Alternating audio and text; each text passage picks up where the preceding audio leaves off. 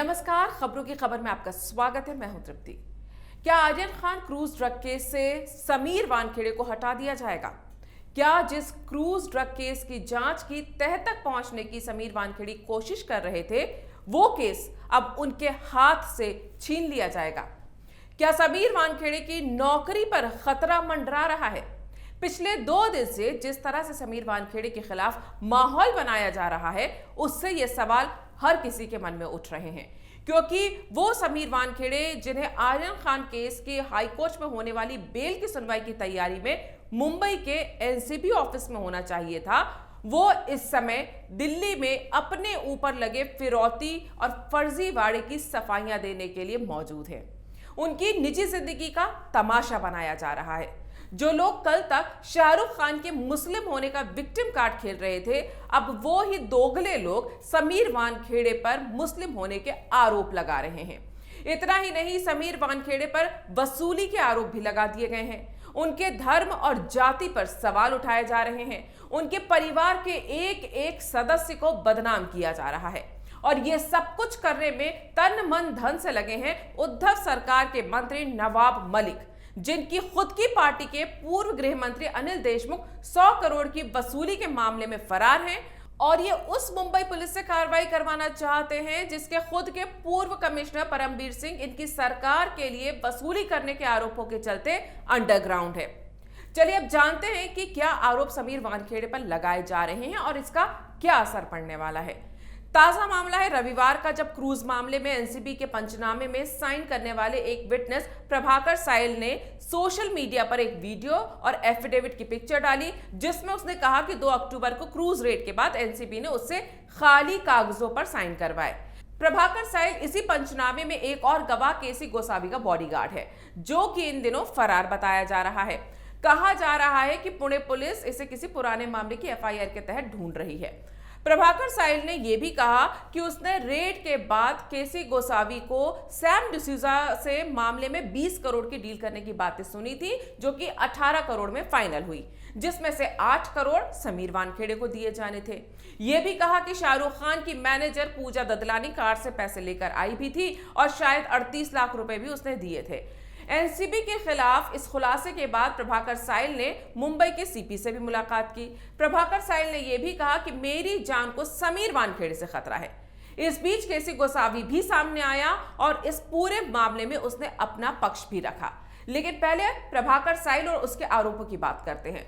अगर वाकई आर्यन खान केस में उसने ब्लैंक पेपर्स पर साइन किए थे, तो वो इतने दिनों से चुप क्यों था? जिस 20 करोड़ की डील की वो बात कर रहा है, वो उसने सुनी थी, लेकिन इसका कोई प्रूफ उसने अभी तक दिया नहीं। अगर समीर वानखेड़े को 8 करोड़ रुपए देने की कोई बात कर रहा था, तो इसे साबित करना होगा कि समीर वानखेड़े ने वो पैसे लिए थे या नहीं लिए थे। अगर समीर वानखेड़े को पैसे मिल ही गए थे, तो डील होने के बाद आर्यन खान को गिरफ्तार करने की क्या जरूरत थी? और अगर नहीं मिले थे, तो क्या शाहरुख खान, जो इस समय अपने बेटे को बेल दिलाने के लिए महंगे वकीलों पर पानी की तरह पैसा बहा रहे हैं, क्या अपने और अपने बेटे की इमेज बचाने के लिए 25 या 18 करोड़ जो भी डील थी वो नहीं दे सकते थे? दूसरी बात, एनसीबी समीर वानखेड़े के नेतृत्व में इस केस में 2 बार आर्यन की जमानत रद्द करवा चुकी है।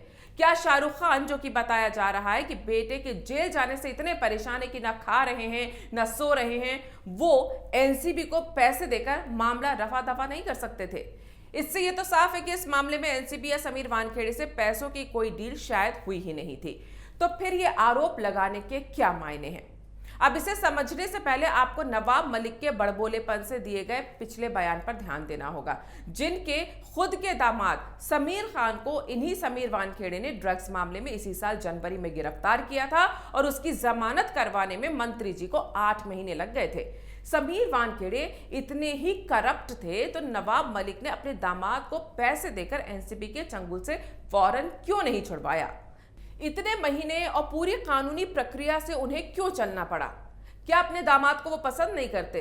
खैर, सच तो यह है कि नवाब मलिक इसी के बाद से समीर वानखेड़े को घेरने का मौका ढूंढ रहे थे और आर्यन खान की गिरफ्तारी में इन्हें बदला लेने का मौका दिखाई दिया तो ये कूद पड़े। एनसीबी की ड्रग्स के खिलाफ कार्रवाई और बॉलीवुड पर शिकंजा कसने से महाराष्ट्र की उद्धव सरकार भी पिछले 1 साल से परेशान है। तभी तो उद्धव ठाकरे से लेकर संजय राउत तक बार बार कहते हैं कि एनसीबी महाराष्ट्र और बॉलीवुड को बदनाम करने के लिए कार्रवाई कर रही है। उन्हें इससे कोई मतलब नहीं कि वो ड्रग्स का सफाया कर रही है। तो ऐसे में नवाब मलिक को सरकार का साथ ना मिला हो, ये तो शायद हो ही नहीं सकता। नवाब मलिक ने पहले रेड को फर्जी बताया, लेकिन इस आरोप में कोई दम नहीं था तो कुछ हुआ नहीं।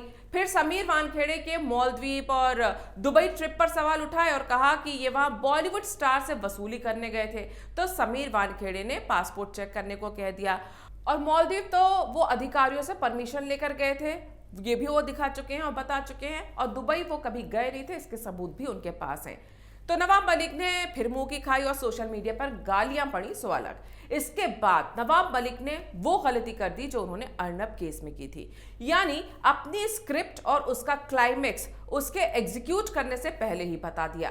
जैसे अर्नब के लिए कहा था कि वो पागल हो जाएगा और आत्महत्या कर लेगा, जिसके बाद अर्नब के घर वसूली गैंग की पुलिस पहुंची थी, वो जेल गए, लेकिन न पागल हुए न ही आत्महत्या की, बल्कि हीरो बन के बाहर निकले। अब समीर वानखेड़े के साथ भी सब कुछ ठीक उसी स्क्रिप्ट के तहत हो रहा है, जिसका क्लाइमेक्स महाराष्ट्र की वसूली सरकार के मंत्री नवाब मलिक पहले ही बता चुके हैं।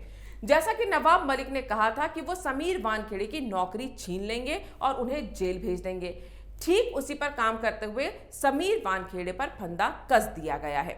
वैसे भी नवाब मलिक और उद्धव सरकार को उनकी मर्जी के खिलाफ चलने वालों को इस तरह से फंसाने का काफी पुराना अनुभव है, जो कि हम पिछले साल से देख रहे हैं। प्रभाकर साइल ड्रग क्रूज केस मामले में गवाह है और जांच एजेंसियों के साथ अक्सर ऐसा होता है कि गवाह किसी दबाव या लालच में आकर पलट जाते हैं। तो ऐसे में प्रभाकर साइल का अपनी गवाही से पलटना वैसे ही शक पैदा कर रहा है। लेकिन ध्यान देने वाली बात यह है कि प्रभाकर साइल ने समीर वानखेड़े पर एक्सटॉर्शन यानी फिरौती का आरोप लगाया है, ना कि रिश्वत मांगने का।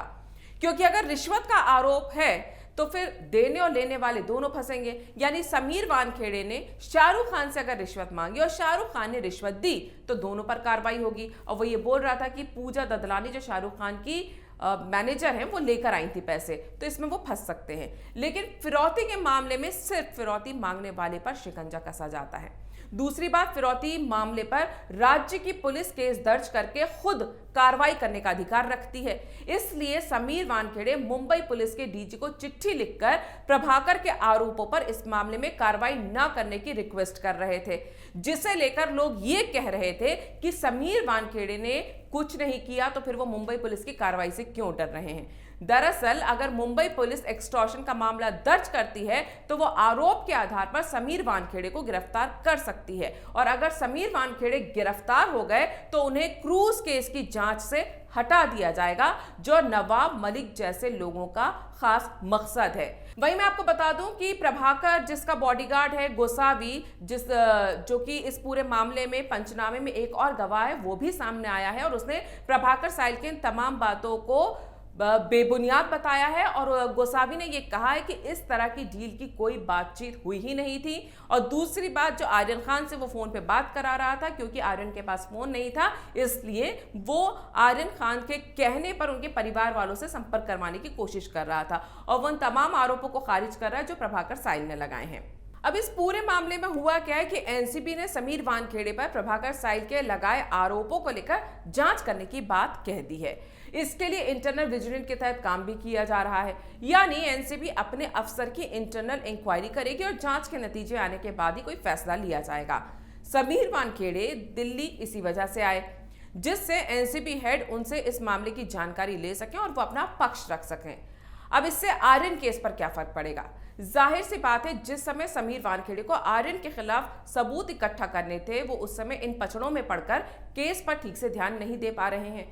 जिस अनन्या पांडे को 2 बार लेट आने पर समीर वानखेड़े ने झाड़ लगा दी, वो तीसरी बार एनसीबी दफ्तर में पेश ही नहीं हुई सोमवार को, जबकि उससे मिलने वाले सबूत आर्यन की हाईकोर्ट बेल की सुनवाई में काफी अहम साबित हो सकते थे। इधर जांच अधिकारी वानखेड़े खुद दिल्ली की दौड़ लगा रहे हैं, तो अनन्या से पूछताछ कैसे करते? अनन्या को अब अगली तारीख के लिए समन भेजा जाएगा, यानी आर्यन खान की बॉम्बे हाईकोर्ट में बेल की सुनवाई से ठीक पहले समीर वानखेड़े की ईमानदारी, कार्रवाई, नियत, अतीत, वर्तमान सब कुछ सवालों के घेरे में खड़े कर दिए गए हैं। अब सवाल ये नहीं उठ रहा कि आर्यन खान ड्रग केस में किसकी क्या भूमिका है। सवाल ये उठ रहे हैं कि क्या समीर वानखेड़े एक फर्जी व्यक्ति है, उनके पिता हिंदू थे या मुसलमान, उनके बर्थ सर्टिफिकेट में धर्म क्या है, वो किस जाति से हैं, उनकी पहली बीवी कौन थी। जिसका क्रूज ड्रग केस से कोई लेना देना ही नहीं है। इसका सीधा मकसद समीर वानखेड़े की इमेज खराब करना है। पिछले 1 साल में उनकी ड्रग्स के खिलाफ की गई कार्रवाइयों को ताक पर रख दिया गया है, जिसमें एक धड़ा समीर वानखेड़े के साथ इस वक्त खड़ा हुआ है और दूसरा उनके खिलाफ। देश का हर वो व्यक्ति जो ड्रग्स के खिलाफ है वो समीर वानखेड़े के साथ है। मुंबई के रिटायर्ड आर्मी एसोसिएशन के 3 लाख लोग समीर वानखेड़े के साथ खड़े हैं। जिन घरों को ड्रग्स के श्राप ने बर्बाद कर दिया है वो समीर वानखेड़े के साथ हैं। जिन्हें लगता है कि ईमानदार अफसर सिर्फ फिल्मों और कहानियों में नहीं होते, वो समीर वानखेड़े के साथ हैं। और दूसरी तरफ वो हैं जो ड्रग माफिया को बचाने के लिए अपनी आने वाली नस्लों को कुर्बान करने के लिए तैयार हैं, जिसमें राजनेताओं से लेकर पीआर मीडिया और बॉलीवुड का गैंग भी शामिल है, जिनके नाम बताने की अब तो शायद जरूरत भी नहीं है क्योंकि वो सभी जानते हैं और वो एक्सपोज भी हो चुके हैं। देखना यह है कि समीर वानखेड़े का साथ उनका खुद का डिपार्टमेंट यानी एनसीबी किस तरह से देती है, और जो तमाम सवाल समीर वानखेड़े पर उठाए जा रहे हैं उसका जवाब समीर वानखेड़े कितनी मजबूती से देते हैं। अगर आपको ये वीडियो पसंद आया है तो इसे लाइक करें, शेयर करें और कैपिटल टीवी को सब्सक्राइब करें।